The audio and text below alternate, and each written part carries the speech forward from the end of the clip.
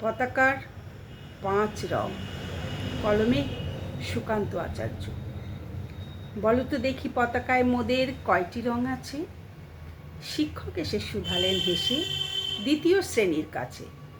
একসাথে মিলে সব ছেলে বলে চিৎকার করে জোরে, 3টি বর্ণে রয়েছে রাঙানো জাতীয় পতাকা জুড়ে।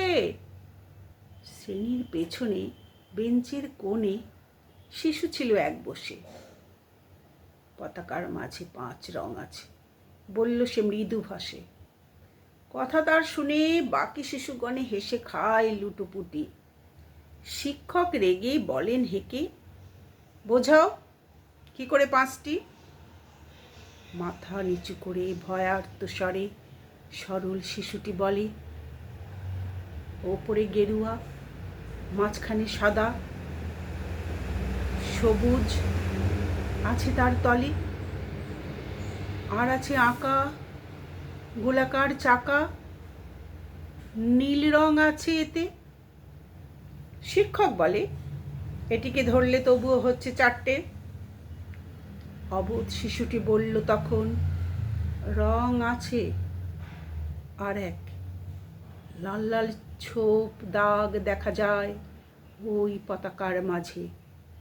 বাবাকে যখন আনলে ওরা কফিনের ঢাকা খুলে, জড়ানো রয়েছে দেহখানা তার পতাকার ফুলে।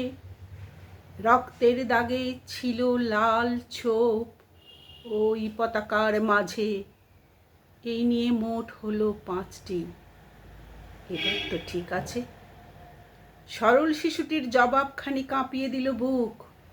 অশ্রু এলো নয়ন ভরে, শুকনো হলো মুখ। আজও যারা দেশের জন্য করছে বলিদান, স্বাধীনতার শহীদ সম তাদের অমর প্রাণ। হয়েছি স্বাধীন, পেরিয়ে গেছে 75টি বছর, দেশ বাঁচাতে যাচ্ছে যে প্রাণ, রাখছে কি তার খবর? বন্দে মাতরম। সবাই খুব ভালো থাকবেন।